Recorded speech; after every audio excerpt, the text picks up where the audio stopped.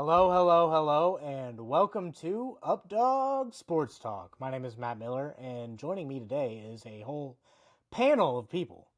We have Justin McGovern, co-host. We have Intern Tones, and we have special guests, Chicago Joe. What's going on, fellas? I like how Chicago Joe is just becoming his moniker now. It kind of works though. It works. It works. I think I like Intern Tones a little bit better though. No. Chicago Joe. That's all you. I mean, guys, like football preseason is we're 4 days away from preseason. You know, Technically, it already passed. Hall of Fame game. Sure. We all forget about the Hall of Fame game, but they don't broadcast it, right? So it's like, call me. Justin, what are we talking about? Well, as you can tell by the fact that we have Chicago Joe on the show, we are talking about the NFC North. And look at that. Friends don't let friends be Packers fans. We'll see if any Packers fans have an answer for that one.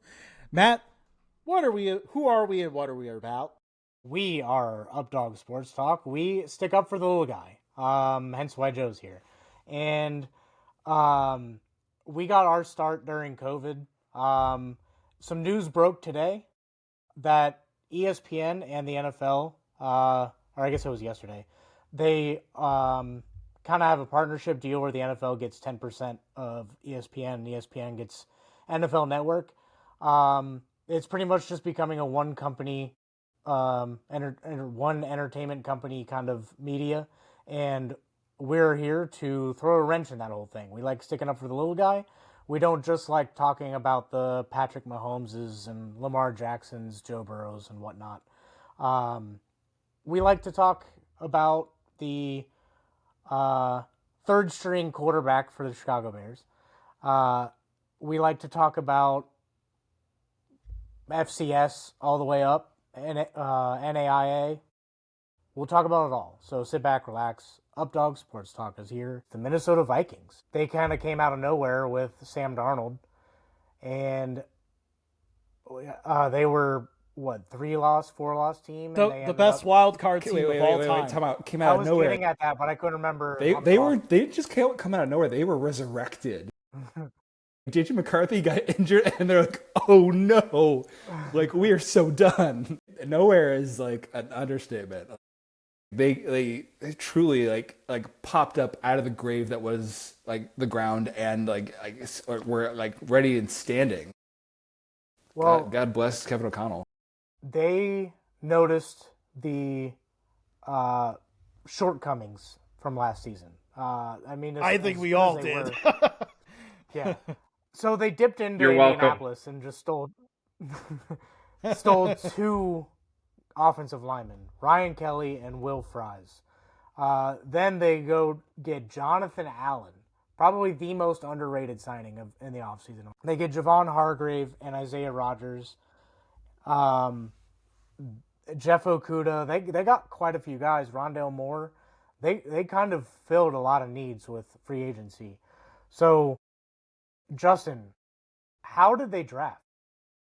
So I like their first round pick. They went to that offensive line once again. You mentioned already signed the Colts guys, but then drafting Donovan Jackson, another big, massive man at guard to help them carve out run lanes, and also just make sure that we're not seeing them get sacked 10 times in a game in the playoffs this year, because that was just a giant mess last year in front of everybody. Ty Felton was kind of interesting receiver out of Maryland they picked up. I think he's a guy that could maybe prove to be a pretty good depth piece at least, or someone who could even become a high upside playmaker down the line. I'm very curious to see how that develops. And then overall, the rest of them, kind of some more depth pieces a little bit. I was a little bit surprised to see Kobe King go so low, but other than that, I think they didn't have a lot of picks, and they did a decent job with them. Yeah, they only had 4 picks. But getting back to the receiver room real quick, just a little footnote here. Jordan Addison suspended 3 games. So Felton and Moore are probably going to get quite a bit of playing time with Addison out. And so McCarthy's going to have to get on the same page as those guys if they want to get a good early start to the season. I've heard he's tearing up camp, though. People are saying he's the real deal. And I'm not just saying I'm not just saying that because I'm a Michigan fan. Maybe like 5 to 10%. But I've heard that he's been cooking. And fun fact, when I played high school ball, I played next to Ryan Kelly. Yeah. And like if you looked at us, couldn't be more different, you know. Short, squat, little 5'8". Broski's Don't like sell yourself short. Don't sell yourself short. Come on. 6'7", can lift a school bus, you know, like. I feel like that guy had to duck to get into classrooms, I thought. Yeah, and he threw me like 5 yards in a scrimmage. He was just like, "Who is this guy? Let me just get him out of here." I mean, one of the things that is a plus for Minnesota is Kevin O'Connell is a quarterback. He can make anybody look good. He made Kirk Cousins look top 8 in the NFL. So not like if McCarthy struggles, you have Sam Howell, who, in my opinion, is still going to turn out to be something. Still another hope. Yeah, still Nope, hold on. hope. 3 years running, more than that even, I think. Yeah. So I mean, Sam Howell, smart guy. You bring him in, get a little bit of competition going, but you know that JJ McCarthy is going to be the quarterback. Aaron Jones, very versatile. Bring in Jordan Mason, who did a lot in San Fran. They got a team, but we'll see what they can do. I mean, it's all on JJ McCarthy's shoulders at this point. So here's an interesting question I'll throw out to our guest here, because we have a Bears and a Lions fan on the show. What weaknesses do you think, Joe, you can go first, and then Bobby, you can go after Joe. What weaknesses do you see from the Vikings that you feel like your team can take advantage of? What strengths do the Vikings have that worry you? I think when healthy, I think the wide receiver core is a massive threat, and you can't deny that. I can't necessarily say. I'd like to say call JJ a weakness at this point, just considering we don't necessarily know what and how things will pan out. Granted, he is, again, coming off a year-long injury, right? So we'll see how that necessarily pans out, how he does coming back into form. And relatively speaking, he's on the younger side, right? So he isn't necessarily like, he's more spring chicken than not. But at the same time, I think that allowed him a whole year to get mentally prepped. So I want to call JJ McCarthy a weakness. I'll probably end up biting my tongue in probably a month or so, and we'll go from there. Relatively speaking, things to take advantage of. Not a whole lot. I feel like the Packers, along with the Vikings, have relatively set teams, and it's really hard to necessarily nick. You can nick and cut here and there, but there's no big chink in the armor where you can necessarily take advantage of that fully. Bobby, any thoughts? Well, I mean, any team that's coached by Kevin O'Connell is going to be ahead of a lot of other teams because he's one of the best coaches in the Very NFL. True. And then you have Justin Jefferson, who's the best wide receiver in the NFL. You're going to be in a good place. I think a potential weakness for them could be the secondary, where they have some older guys. So you kind of go through the process, and you got to just see, like, okay, are they going to fall off a little bit? That could potentially happen. And speaking from experience, if you have Jeff Okudah playing, you're going to struggle.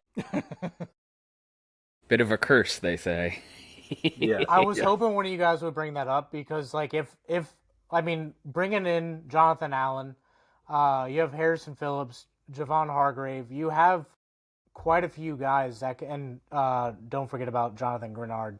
You have quite a few guys that can get after the quarterback there. So if the offensive line can hold their own, I think that these guys are burnable. But I mean, Brian Flores, defense coordinator, very smart when it comes to secondary. So he'll whip these guys into and blitz shape. happy. Very blitz blitz happy. Yes. I don't think anybody loves blitzing more than. Yeah, it really makes the quarterback think. Yeah, and Harrison Smith still doing it at a high level. It's pretty impressive. Yeah, another one of those Notre Dame guys that Matt was excited to talk about, I'm sure. Yeah, Notre Dame guy, got to throw him in there somehow. But he is still one of the best safeties in the league. So there you go, locking it down. I think one of the big things with the Vikings throughout their entire history has been special teams. So I guess the biggest question mark, in my opinion, is how are their special teams going to look? Can they get consistency from the kicker? I mean, they've been struggling at kicker since the Blair Walsh project. Even before that, dude, since Gary Anderson missed that kick, I feel like their special teams has been, Yeah, and it looks like Ty Felton is someone that they're planning to have a kick returner, and then Rondale Moore kind of brings something to the punt return game, so we'll see how that works out. Yeah, I mean, the Vikings are a team, they're either going to be really good or middle of the road. I don't think they're going to be terrible just because their defense, I think, can hold their own, and I think they have two guys in the quarterback room that if one struggles, the other can step in. But I think they're either going to be what they were last year or they're going to be like picking 14th. I think another thing with them is like no kicker. They go like they've won a lot of close games over the past handful of years. So then it's like, is that going to kind of like even itself out? That's a good question, actually. Like, is it actually going to even itself out? Because you saw, let me try to get the years straight. 2022, they won a ton of one-score games. 2023, all the one-score games went against them. 2024, they flipped back to winning all the one-score games. So it is interesting. Like, what does this look like if they are just only winning like half of their one-score games? Live by the sword, die by the sword. That's what that is. I mean, who doesn't remember the 2022 that comeback against, I think it was the Colts, was it maybe? Oh yeah. No, it was not. I think things have to balance at some point, right? So yeah, who knows? But then again, Kirk isn't on the team anymore, so I guess trends maybe don't necessarily kick off too well. We are wherever you get your podcast. We're on Reddit. Feel free to also post on our Reddit. It's not just for us. It's for anybody who wants to talk any level of sports. So hop on there and talk ball. And then, we'll catch you guys in the fall when we start doing our live shows and our AFC North coming soon. So thanks, guys. Later. Thanks for